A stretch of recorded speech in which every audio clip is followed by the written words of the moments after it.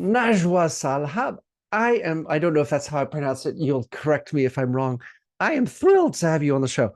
I had the great privilege and pleasure to meet you and play with you in Riyadh back in the just before the World Championships, and it was such fun. And I said, I need to have this lady on my show. So, in your own words, Najwa, who are you? And correct me when I say anything wrong. Hi, it's a pleasure to be here. And yes, you pronounced it right. And it Oh, was so much fun to also play with you. You're a good player. And I remember thank you, we did thank a you, thank you. social and it was really great. I hope you enjoyed it too. With your sister too. Yes, yes, yes, yes. So I'm Najwa Salhab, and I'm from Saudi Arabia. I'm half Saudi, half Lebanese, but grew up my whole life in Saudi. And I started playing paddle about 3 years ago. And I have like a nice story with paddle. I started just for fun, and me and my sister and two other people, we used to play once a week. We had a court booking, and there was only one paddle court at that time, or maybe two, Ah, like just a very few paddle courts. in And Riyadh. we This is in Riyadh.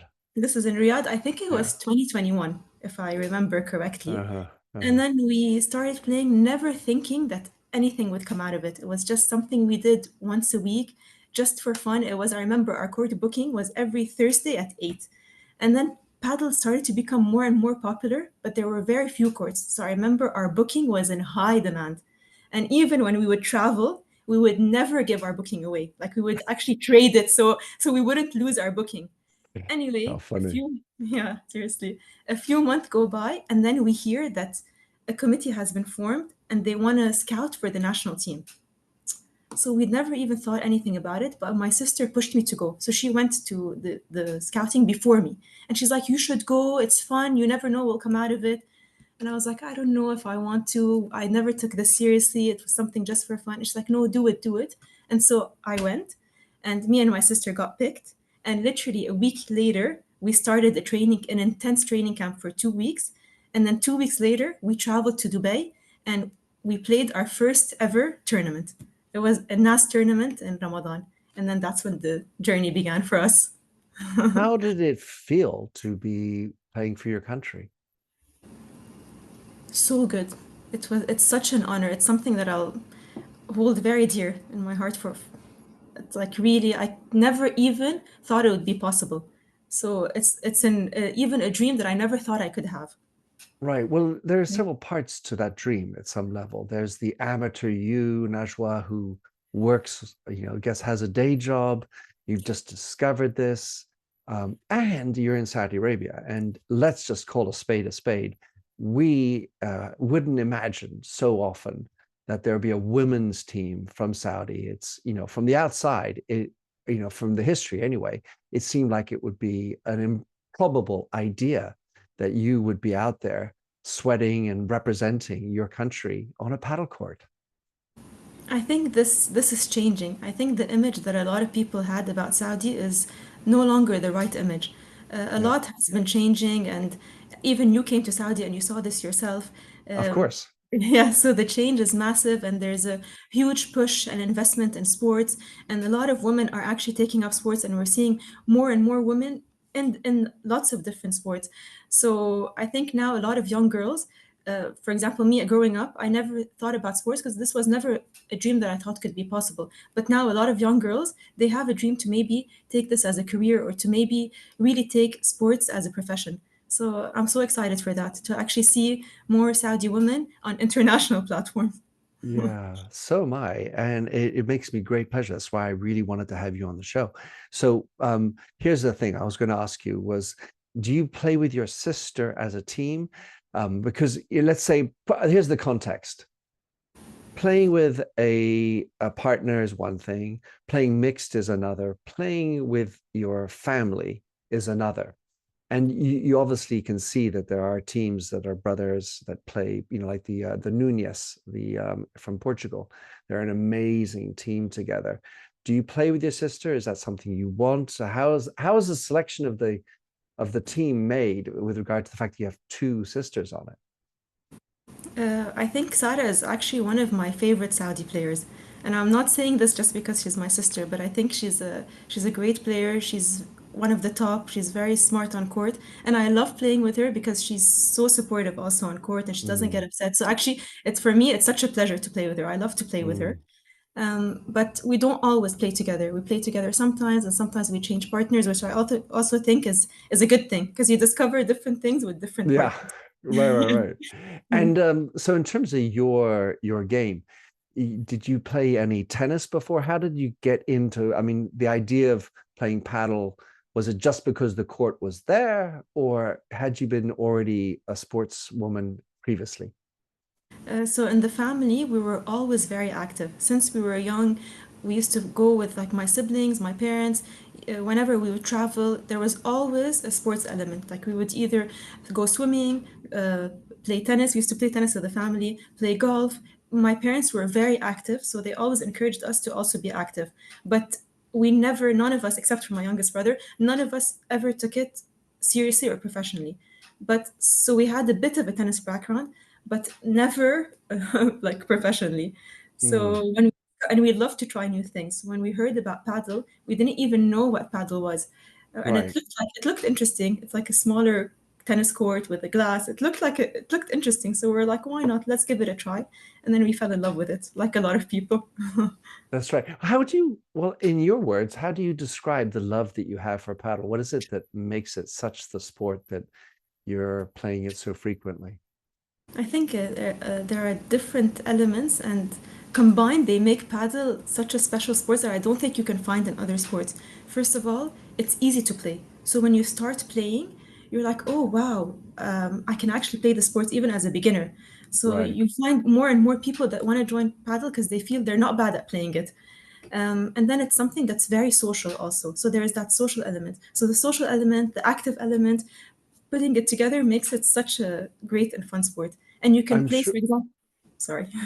Go ahead. For Go. example, for example, tennis, when you play it, it's also so fun, but you feel it's physically exhausting. Whereas paddle, you can play much longer and still enjoy and still have long rallies. And you're also, it's a more strategic, so you're using your brain more to where to place the ball. It's not just about Yeah. power. So I like that element as well. Yeah. What's fun for me, Najwa, when I go to a club, I see these outright beginners laughing and hooting and howling. And of course, their points don't last much because they can't really do much with the ball, but they're still having tremendous fun. And it's so exhilarating to see that and share that fun. As far as your game is concerned, do you play right? Do you play left? And what's your strongest suit? Okay. It's been now more than 1 year that I switched to right. Before I was playing on the left because my partner previously was a lefty. So I was playing on the left. Sure. And then I decided, no, I feel like I want to maybe try the right. And I think at my level, I shouldn't pick sides. I think I should be try to play both sides. So I'm not a professional. I should know Right. how to switch right and left. But most of the time, I play on the right, and I like playing on the right. Well, I mean, for one, I think, Najwa, it's absolutely necessary to know both sides. For one, like from an empathy standpoint, if you're playing on the right and you have your left-handed player, the person playing on the left, who's got to play certain shots, you kind of know what's going through their mind.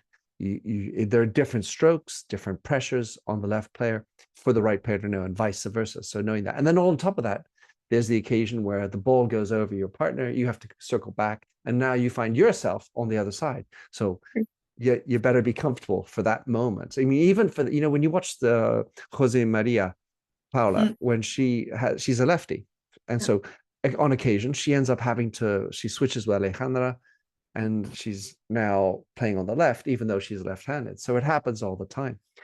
And what about your strength now that you're playing on the right? What do you find is your go-to? What do you find is your strongest suit? Mm, I'm trying to think. I think my forehand volley. Forehand volley, right? Yes. All right, great. And what about the stroke that you're trying to work on, which is the one that's most difficult for you to get improve Oh, or a lot of things, but ah mostly actually two things that I want to really improve. The first is my backhand volley and my backhand defense. I think the backhand is always the hardest to get right. And the uh-huh. second one, which is my favorite shot, it's so simple, but I love it, is the Chiquita. because the Chiquita Ah, is such a gentle shot, but I find it right, to be so powerful because it slows down the game. It's a defensive shot, it's also an attack shot, it's everything, but it's so gentle. right. That's why I like it. I love the way you describe that. I mean, Mhm. that gentle shot. Of course, it also takes a good hand-eye.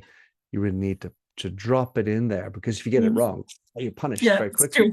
It's true. And yet it is interesting. It is entirely an attacking shot when done well.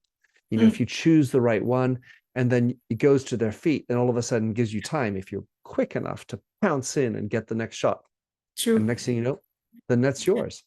Yeah. What about paddle in Saudi? Tell us now. I mean, obviously you had one court in all of Riyadh.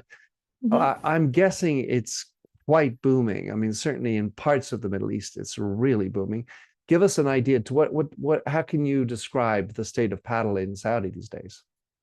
It's still in its booming phase. So there are still more and more people entering the sports, and there is a bigger obsession for it, and people are playing just as much. So when paddle first started, which I think was 2021, when we saw more courts opening, I think people were saying, I used to hear this a lot. It's a trend. It's a trend.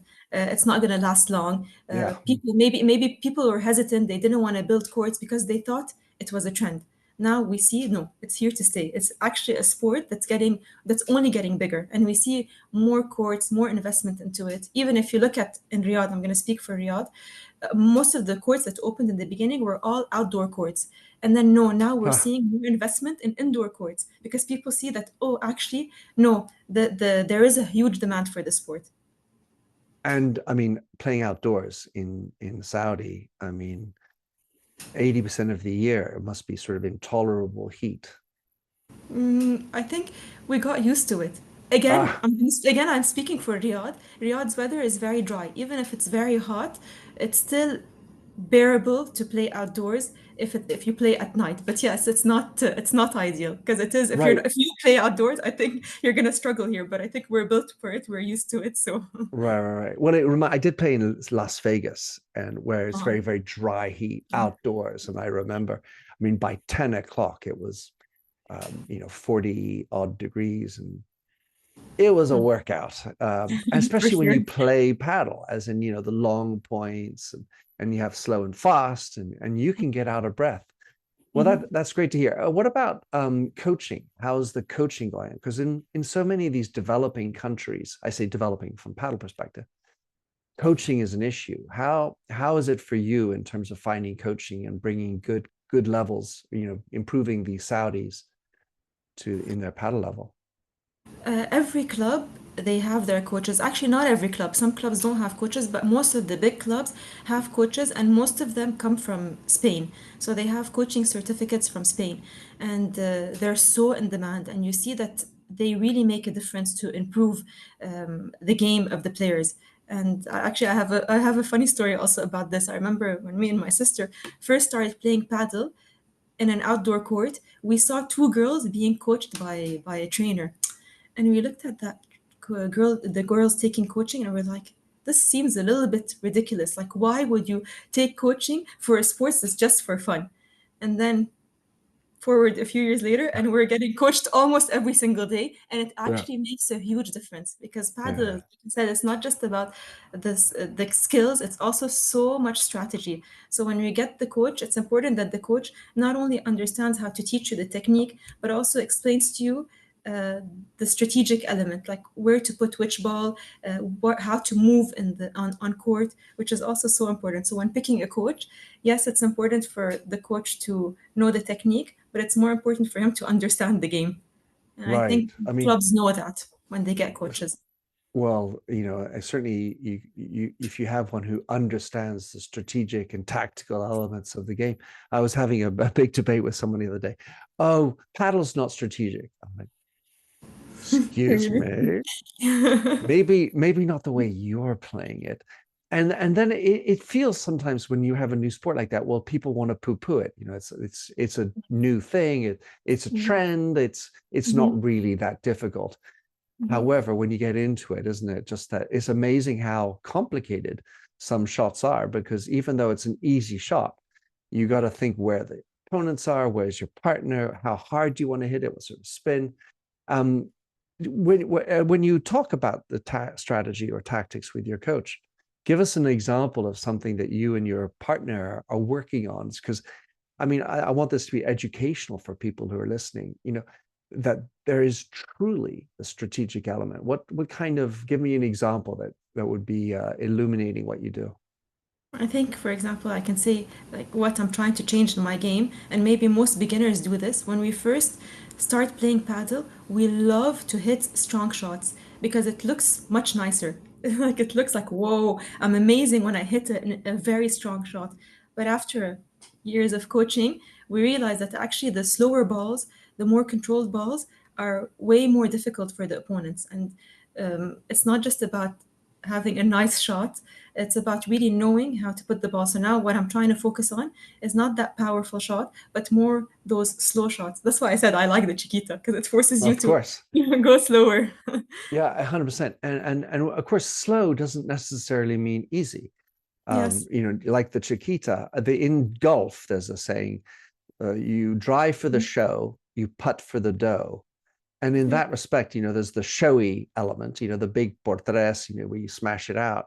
But really, the hard work is figuring out the sequence, putting the bandeja between the players so it gets to the back wall, even though you didn't hit it hard, giving you the time to get up there, and figuring out what slow is. It's remarkable for me, Najwa, how often I'm playing with very talented, very athletic individuals, but they don't get that element. They just keep on wanting to, hit the shot because that's all I want to do. And you wonder how they ever win a game afterwards. Because it looks better. Like Yeah, even I feel so good when I hit a smash. It's like wow, it looks like an amazing shot, but it's not the best shot usually, and it's actually much harder to slow the game down. It's easier to make the game faster. So yeah. players who know how to slow it down, I like how they play. So, let me just be sure you have a day job as well. You're not yet Yes. a pro. You're not No. making money out of paddle just yet. No.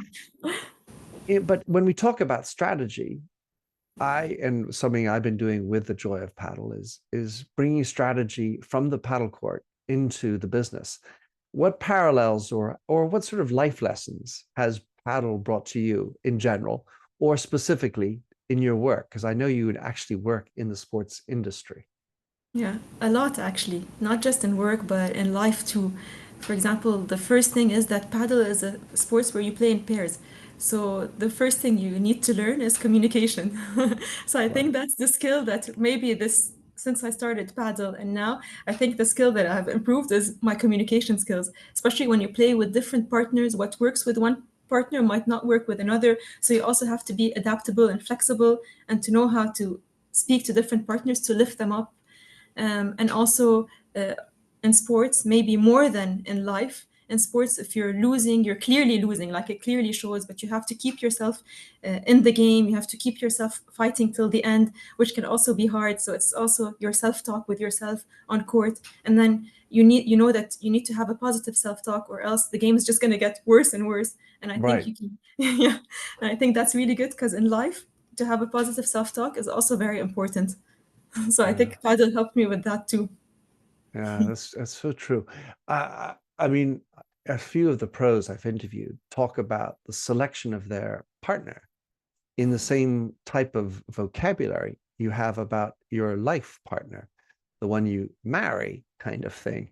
And it's a complicated thing to find the right partner. It's true. Yeah. Because it's not just about skills, right? I mean, you can Yeah. have an amazing partner, but who's always criticizing you on court, always bringing you down.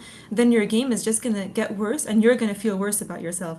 So I'd be like, oh, it's not worth playing with this person. I'd rather play with maybe a person that's not as good, but who's really motivating on court. Yeah.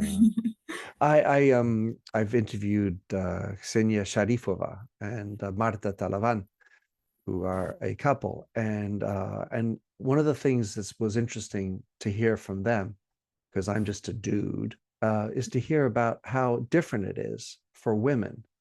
And I was wondering to what extent you think you observe the same kind of elements between the way women communicate and choose each other and the way men communicate and choose each other? Obviously, we're talking about the paddle component.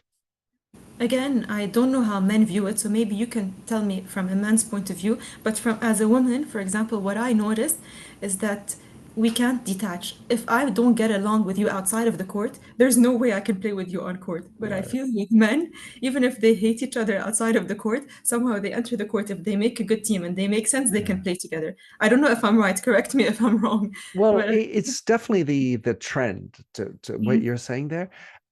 And yet I feel I played rugby for 18 years.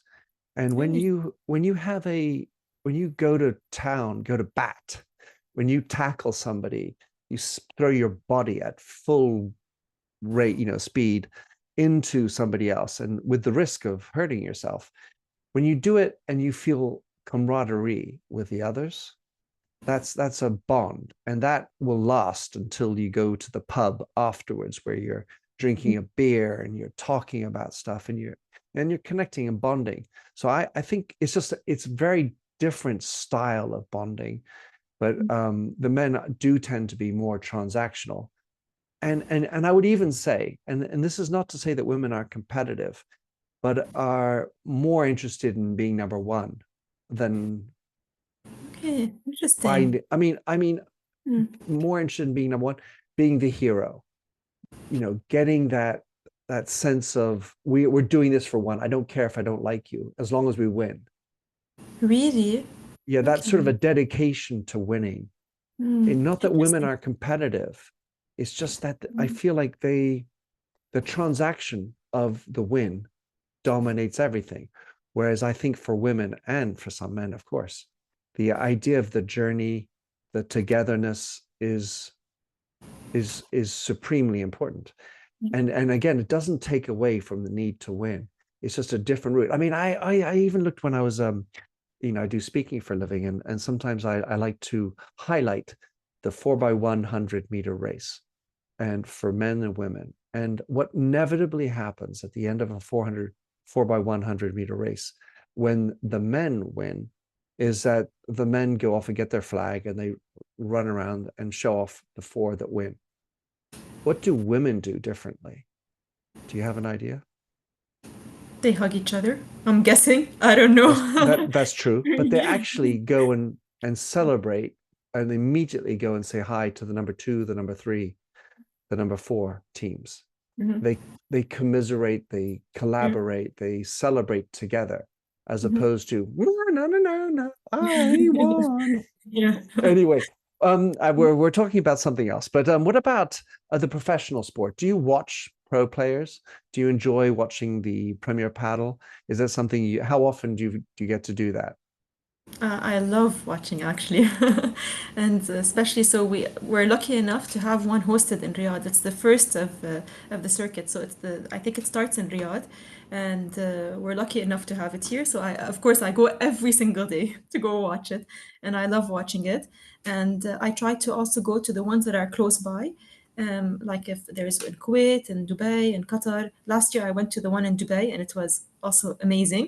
So whenever Right. I have the chance to go watch and whenever it's convenient to go watch, I go watch. If not, I watch online. And hopefully I get to watch more live games. I want to go to the one of Paris, for example. That's one that's Ah, on my list. well, So hopefully Najwa, catch me there. Catch me there. Planning you're to going to go as be well. there. Yeah, we'll play as well. But what about who do you want to watch? Well, how do you articulate? Let's say you have time is limited. Are there ones that you really are keyed up on watching? That's in terms of the pairs, the matches. What is driving your desire to watch? So I like to watch.